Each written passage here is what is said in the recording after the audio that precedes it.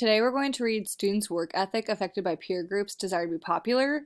You will notice that this actually is from npr.org because that is National Public Radio. I posted under classwork for you. So if you click up at the top, classwork under online learning, it says Student Work Ethic Affected by Peer Groups. If you click on that and this link, it'll actually take you to the original interview they had, and you can listen to it for 4 minutes if you don't want to listen to me. Okay? So I am going to continue with the original format of this where I will read it. But again, if you want to listen to the original people do it, you're more than welcome to. The following article is a production of National Public Radio, NPR, hosted by Steve Inskeep. The text, transcribed from the original interview segment, reports on the social pressure students feel to be popular in school, as well as new research suggesting that among teens, peer pressure and popularity can have significant effects on education. As you read, take notes on the new evidence supporting the article's claims. As I've said before, what I asked you to do at the end is a great thing to do for your annotation. So you should be annotating evidence that support the article's claims. Okay, so you have to identify the claim first. We'll start with paragraph 1. Teachers can become frustrated when students don't seem to try hard when it comes to schoolwork. There's a surprising explanation of why some students might not be putting their best effort forward. Steve Inskeep, host. We have some research this morning on what may stop some students from succeeding in school. To be more precise, it is what causes some students to stop themselves. Teachers get frustrated when kids don't seem to try very hard in school. This research points to a reason why that may be. NPR's social science correspondent Shankar Vandantam is with us to talk about it. Hi, Shankar. Shankar. Good morning, Steve. Inskeep. Okay, so what's the research, Shankar? Well, the research is what I'd call a new look at an old idea, Steve. And that idea is peer pressure. There's new research that shows that students desperately want to fit in with their peers. And if their peers are not motivated, this can affect the academic choices that students make. I especially like the way the researchers tested this idea. Leonardo Burston at UCLA and Robert Jensen at the Wharton School. They went to 4 low-income LA schools and offered 11th grade students access to free SAT prep courses. Inskeep. So this is an opportunity to get ahead in the world and maybe get into a better school? Vandantam. Exactly. Now, there was a catch in the way they conducted the study. By going into these schools at random times, they sometimes caught students sitting in honors classes, and sometimes they caught them sitting in non-honors classes. And Burston says that when students were sitting in the honors classes among peers who were more high-performing, they were more likely to sign up for the SAT prep course. But when they were sitting in non-honors classes among lower-performing peers, something else happened. Leonardo Burston. When they believe that the other students will find out about their choice, the sign-up goes down 11 percentage points.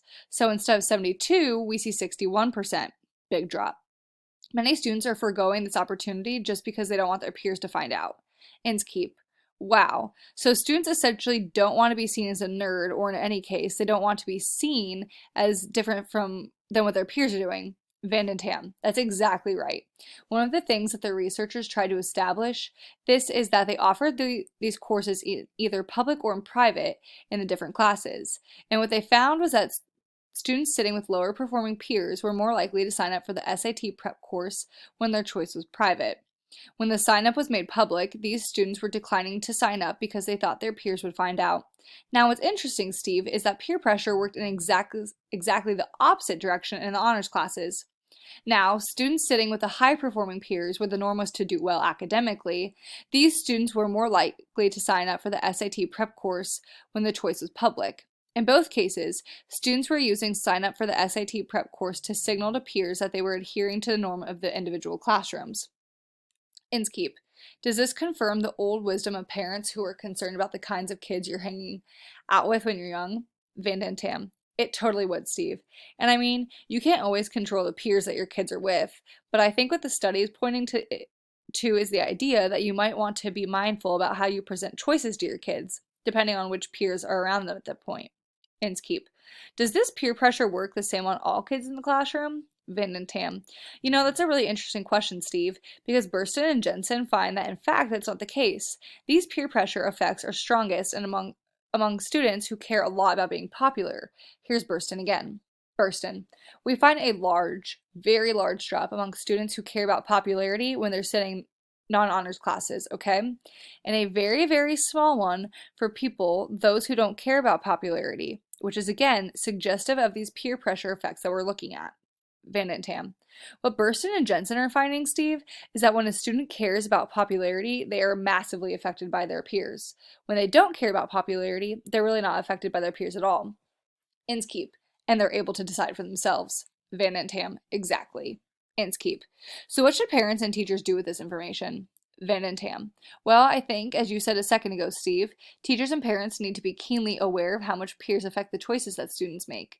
Sometimes it's not a best idea to say everyone who wants to go the extra mile in class, put up your hand, because sometimes it's better to allow students to make those choices in private so they don't feel ostracized by their peers. Inskeep. Popular honors students, Shankar Van den Tam, thanks very much for coming by. Van den Tam, laughter. Happy to be here, Steve. Okay, that was a nice short reading. We're going to move right on to the text-dependent questions. There are 6 of them. Let's go ahead and start with number 1. Part A. Which of the following best describes a central idea of the text? A. Students are susceptible to all sorts of outside influences. B. Students, teenagers especially, always desire the approval of their peers, whether consciously or unconsciously. C. The pressure to conform or be popular with one's peers may negatively affect their choices in education. D. It is considered undesirable or uncool to better oneself in school, and therefore many students conform to this idea in order to gain popularity. Be very careful with this one. You don't want to really fall for those answer choices that say always, never, things like that, because it really eliminates it, because that doesn't always apply in those situations, okay? So hopefully that helped you eliminate some answer choices. Question 2, Part B, cite evidence from the text to support the answer to Part A. For this one, just find a piece of evidence from the text. You don't have to write it out in the claim, evidence, explanation format. Just put the evidence there in proper MLA format. Question 3, Part A. Summarize the experiment mentioned Summarize the experiment mentioned regarding the free SAT prep course and the results of said experiment. Find a piece of evidence in there that can help support your summarization, okay? You're allowed to do that. Question 4, Part B. Which of the following best summarizes how these results support the article's main argument or claims? A. These results support the argument that students are more likely to conform to what they expect of them, regardless if the choice is made privately or publicly. B. These results support the argument that students are more likely to agree with their peers in order to win their approval and become popular. C. These results support the claim that students are less likely to adhere to their surrounding on social group when the choice was made private. D. These results support the claim that students are more likely to adhere to their surrounding social group when the choice was made public.